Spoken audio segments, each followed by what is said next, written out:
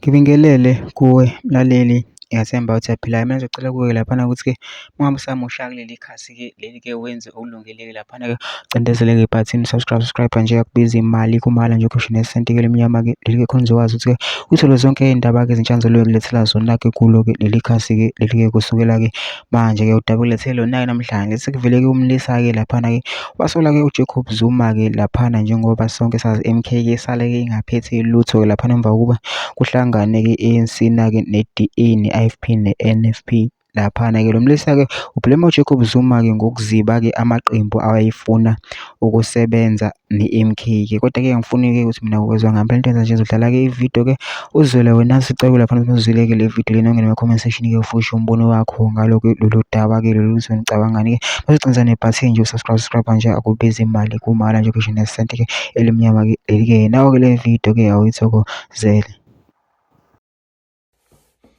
Yeah, bafethu, we are not happy. I'm not happy, mina, even personally. I believe that I was letted down this time. Ubaba, some of us sizoyisho lento le because we're not like abantu bo-EFF abasaba ukutshela leader yabo ukuthi baletha down mangabe ithi letha ama-undocumented foreigners and so on. So some of us sizoyikhuluma lento le ngaphansi kwababa ukuthi ubaba usilethe down. Abantu went and stand kuma-queue for 2 hours, 3 hours for ukuvotela ubaba. Abantu koMpumalanga ko-KZN they decided ukushiya ama-political wabo for ubaba. Then ubaba akasaphendula ama-call abantu ababefuna ukusebenzisana naye. IFP bashilo ukuthi bazama umtholi ubaba bamtholi. Usisi ubani lo khuluma kakhulu uMbalula washo wathi naye uzamile utholi ubaba bamtholi. Bafuna ukusebenza nababa bamtholi. And ubaba akakwazi ukuthi igos yakhe or whatever le emdrivayo akhohlwa abantu abamvotela. People of KZN voted ubaba because they wanted ubaba to lead a KZN national. So yena mangaphendula ama-calls because of whatever la ifilayo or whatever la afuna uku-achieve or i-agenda yakhe. What about abantu abamvotela? We can't have a leader abasicabangela bona bodwa. It's always about themselves. What about people abakubekela phayana? And even if tomorrow let's vote again, you can vote ubaba, that's no problem. You can vote MK, that's no problem. But if ubaba le vida ngayithola, we feel ukuthi njengamanje azange asicabangele thina abantu esimvotele. Everyone omvotela ngamcabangela ngubaba. Because njengamanje if kuzoba ne-prime engasiye MK KZN, yes, we blaming those ones abenza ungabi naqiniso bakhokasa against MK. Even MK lead KZN. But now I was supposed to answer the call. I was supposed to sit down with people. I believe with EFF wanted to hlangana nobaba ukuthi abe about 50. But ubaba akancala amakhola anyone. Ayisikhuluma ngabo gogo base 93. So as we talking now gogo base 93 abavotela ubaba bafila kanjani manje MK ayewina. So abazukulu bogogo base 93 chances are masiya ku local government they won't be getting umsebenzi kumasipala go anything ekufaka government because if manje ubaba kasu iprima akusiye MK akusiye MK phethe KZN where we gonna get a power ukuthi kuni local. Yes, I know ukuthi abantu I've seen a lot of people talking they are scared of saying ubaba let us down ukuthi angakhulumi nabantu. Ubaba usilethe down ukuthi I drive agenda esingayazi because I don't think anything is going to change manje. Namhlanje bekubhizi kufakwa abantu ezitorweni Cape Town every kufakwa abantu ezitorweni. How Baba is planning to reverse those things? He can't reverse those things. Baba was supposed to swallow his pride. Wonke ama-fight ubaba abeka walo wawinile. And I don't think if unenye fight uqonda zoyibina ngeke awine wonke ama-fight. Win a fight befuna ukumkhipha or win a fight yabo Khumalo. He's been winning all the fights. But this one was supposed to let it go Baba for abantu abamvotela, not about yena, but for abantu abamvotela. People voted for him. When IFP ifuna ukukhuluma naye bemela khulume naye.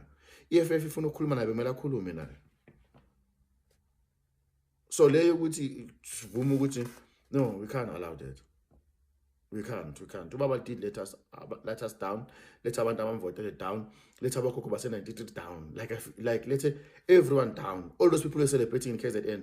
Now celebration yabo pelele moyeni like because if premier KZN is not MK, Ispeaker se-KZN is not MK, which means everything nabathi abantu abayilwele bayipusha everywhere. Abo ubani ugogodo or ugodolo amatekisi, there's a lot of people pushing agenda kababa. Wonke lo muntu was day and night pushing agenda kababa. Uthini manje? We must believe on the strategies kababa spinayo. What strategy is that? Because ubaba people they've asked ukuthi bafuna ukukhuluma naye baba kaphendula ama call. Yes, even if they cheated ama-vote, bastop ama-vote, MK as we see MK, or say abalandeli be-MK, whatever you want to call it. Ubaba at this stage was supposed to think for people abavotile babek MK u-45%. Not about yena, not about ukuthi ubani wamenzani nani ubani lasejele. Ulala ejele kwababa konke lokho kwasithuthelisa ngendlela eziningi, and we reacted based on that. Asidluleni lapho. Kumele acabangele abantu baba, kumele acabange igeneration elandelayo. Ubaba mdala ngekudala nini amathonga kubo namadlozi abayomkhumbula hamba baba. What's going to happen with the next people abasele bemvotele belwela yena? People abajikela abo ANC o IFP KZN bafollow ubaba, but ubaba yena wenza ngendlela efuna uye, not ngentando yabantu abamvotele.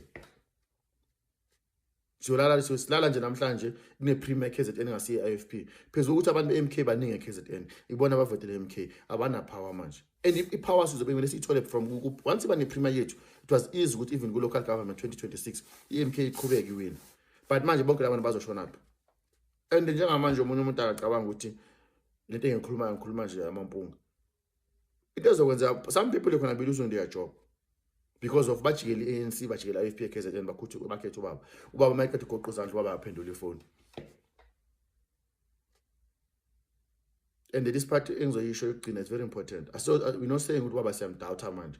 If ubaba uyabuyela futhi kuthiwa kuyavotwa, chances are very slim kuzovotwa futhi le ubaba ifisayo nala necase yakhe yokurojwa. If ngathi uyavotwa futhi somvotela ubaba kuphawu, but ubaba kumele akhumbule it's not about yena. It's about people abamvotele.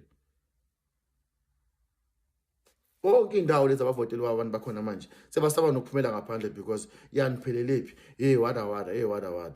No baba, is it right? No wherever ukhona baba siyakufavor Nxamalala ubabethu, siyayifavor MK, so ivotela sisupport iqembu lethu elisha lela amavukane wethu, basibiza ngamavukane. Yes, amavukane wethu, kodwa baba yenza it right. Ungasicabangeli wedwa baba. Le ukuthi ungafuna ukuphendula amakhono, ungafuna ukuhlanganyela nabo IFP bekufonela nabo AFF efuna ukukhuluma nawe, you letting abantu ababelievela ku abafollowayo down. Kumele ushintshe uwenza baba, kumele ushintshe uwenza Nxamalala. Abakhokho base-93 basacrifice abavotela wena. Sifuna manje abakhokho bacishela abogesi, abakhokho banganakekelwa ngoba bakhethe wena, kodwa wena ukhetha abantu back, ukhetha lokho ocabangayo wena okusutha wena one. We are not happy ngempela ngalesi sinqumo esithathe ubaba. We wish abe nendlela ukusichazela ukuthi sinqumo usithathe based on what, and we wish iqhinga lakhe liphumelele because we not willing ukuthi abantu babe ashamed for ukuthi bachoose ubaba.